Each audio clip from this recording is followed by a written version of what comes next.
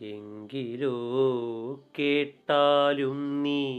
ഞാനിഹ ത്രേതായുഗേ ശങ്ക കൂടാതെ ചെന്നേൻ ദണ്ഡകവനം തന്നിൽ കാണായി വനമധ്യേ നിർമ്മല തടാകവുമൂനം കൂടാതെയൊരു ശവവും കണ്ടേനതിൽ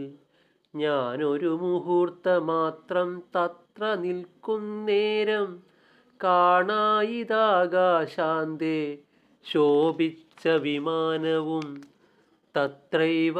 വിഭൂഷണഭൂഷിത ശരീരനായി സിദ്ധഗന്ധർവദിവ്യന്മാരാൽ സേവിതനായി ആലവട്ടവും വെഞ്ചാമരവും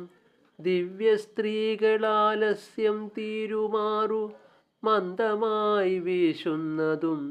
വെൺകൊറ്റക്കുടതൻ കീഴെത്രയും സുന്ദരനായി പങ്കജശരസമനായൊരു പുരുഷനെ കണ്ടു ഞാൻ നിൽക്കും നേരം പൊയ്കയിലിഴിഞ്ഞതും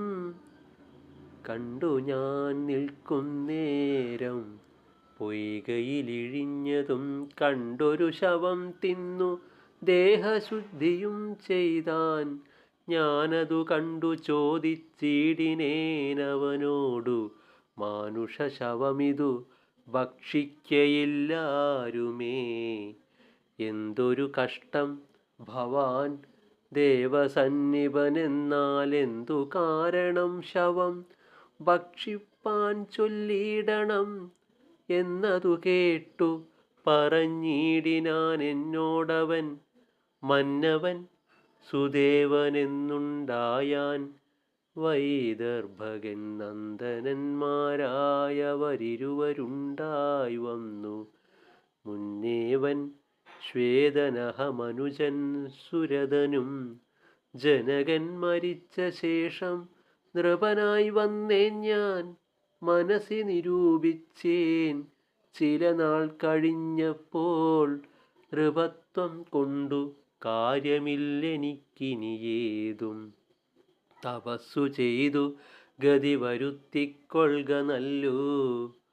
എന്നു കൽപ്പിച്ചു രാജ്യം വാഴിച്ചു സുരതനെ